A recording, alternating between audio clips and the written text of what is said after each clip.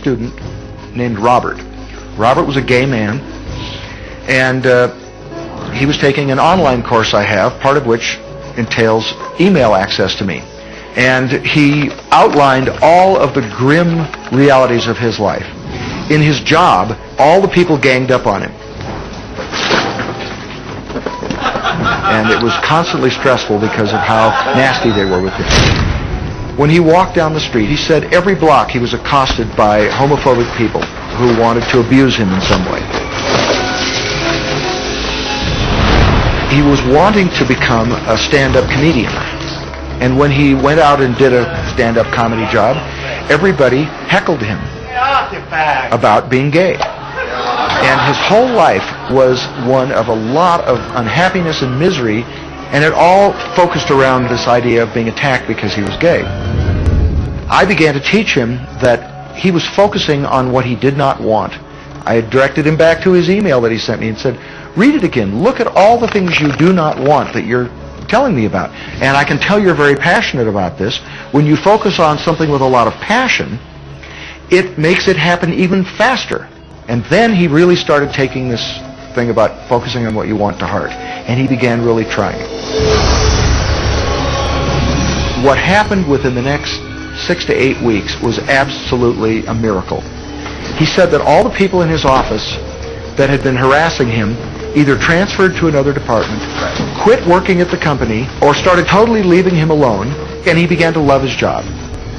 He noticed that when he was walking down the street that nobody came up to him and harassed him anymore. They just weren't there. I'm a very, very gay man. When he went and did his stand-up comedy routines, he started getting standing ovations and nobody was heckling him. His whole life changed because he changed from focusing on what he did not want, what he was afraid of, what he wanted to avoid, to focusing on what he did want. So we may be very positive in our outlook and orientation, and we tend to attract positive people and positive events and circumstances. We may be very negative in our orientation, or very angry, in which case we tend to attract negative, angry people and negative, angry circumstances. And so you end up attracting to you the predominant thoughts that you're holding in your awareness, whether those thoughts are conscious or whether they're unconscious. That's the rub. If you look very carefully when it comes to the secret and the power of our mind and the power of our intention in our daily lives, it's all around us. All we got to do is open our eyes and look. You see law of attraction evidenced in your society when you see that the one who speaks most of illness has it. When you see that the one who speaks most of prosperity has it. Law of attraction is evident everywhere around you if you are understanding what it is. It has to do with you being a magnet, attracting thought, attracting people, attracting events, attracting lifestyle. Indeed, everything that you bring into your experience, you bring because of this powerful law of attraction.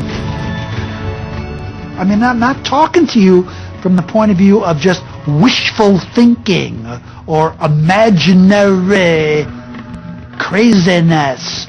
I'm talking to you from a deeper, basic understanding. Quantum physics really begins to point to this discovery.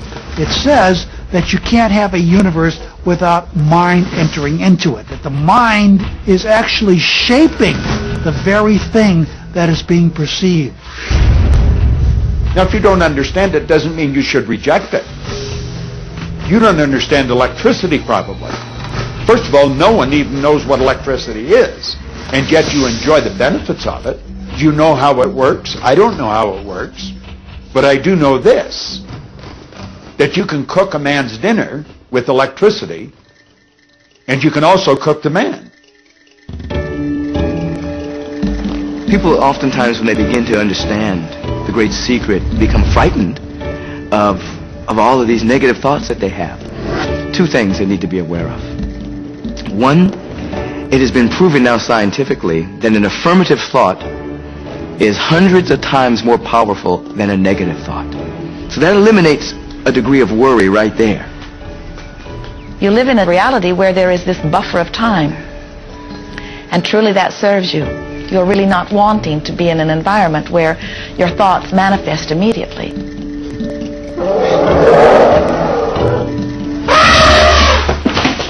the evidence is long in coming, and that is really a good thing. So you want to become aware of your thoughts, you want to choose your thoughts carefully, and you want to have fun with this, because you are the masterpiece of your own life. You are the Michelangelo of your own life. The David that you are sculpting is you, and you do it with your thoughts. The leaders in the past who had the secret wanted to keep the power and not share the power. So they kept people ignorant of the secret.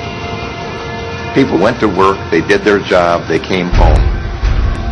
They were on a treadmill with no power because the secret was kept in the few. We live in a universe in which there are laws. Just as there's a law of gravity, if you fall off a building, it doesn't matter whether you're a good person or a bad person, you're going to hit the ground. Everything that's around you right now in your life, including the things you're complaining about, you've attracted.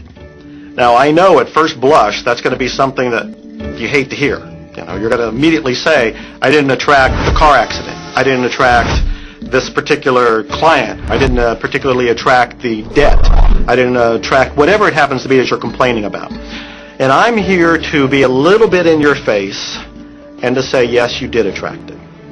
And this is one of the hardest concepts to get. But once you've accepted it, it's life transforming. This is part of the overall giant secret here.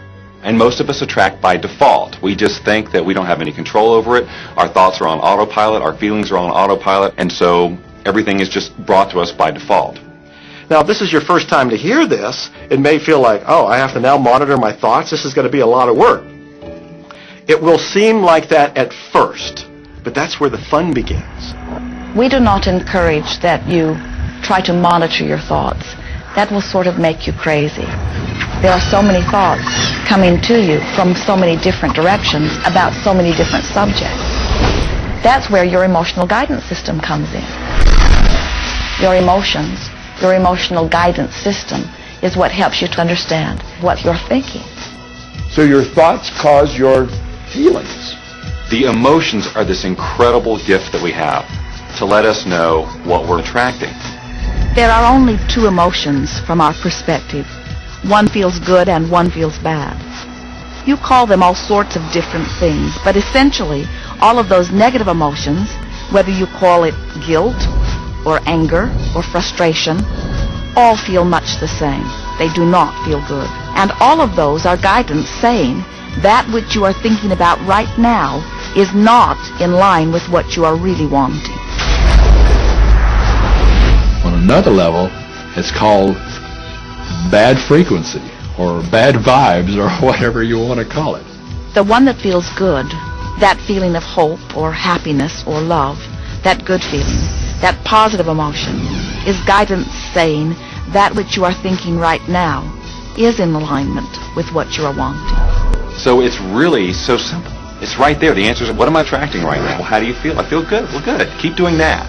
Our feelings are a feedback mechanism to us about whether we're on track or not, whether we're on course or off course. The better you feel, the more in alignment you are. The worse you feel, the more out of alignment you are. What you are doing as you are moving through the variety of your day-to-day experience is you are offering thoughts that are literally formulating your future experience. And you can tell by the way you feel if the things that you're moving toward will please you when you get there.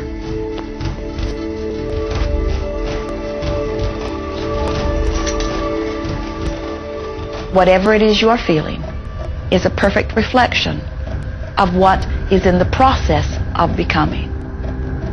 And you're getting exactly what you're feeling about, not so much what you're thinking about. That's why people, if they stub their toe out of bed, they tend to spiral. The inquiry into police corruption. The whole day goes like that, you know. They have no clue that a simple shifting of their emotions can change their entire day.